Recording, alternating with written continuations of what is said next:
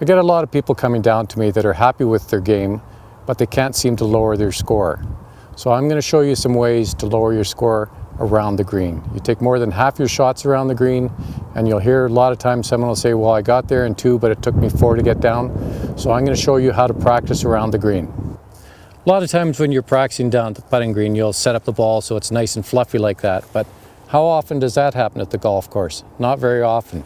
So what you want to start trying to do is give yourself tough lies and learn to practice out of those tough lies, because that's what you're going to get out on the golf course, and that's usually where you make the high scores, is when you have a tough lie. What I'll do is I'll start off with a 7-iron, hit down a little bit into the ball and see how far it rolls.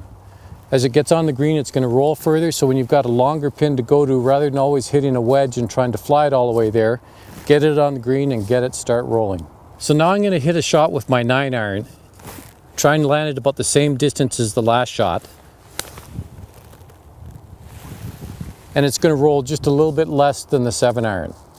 So what you're going to try and notice is, for different distances, try and use different clubs. Now I'm going to hit my L wedge. What I'm going to do is just try and land it again in the same area, and you can see how much of a different distance each one rolls.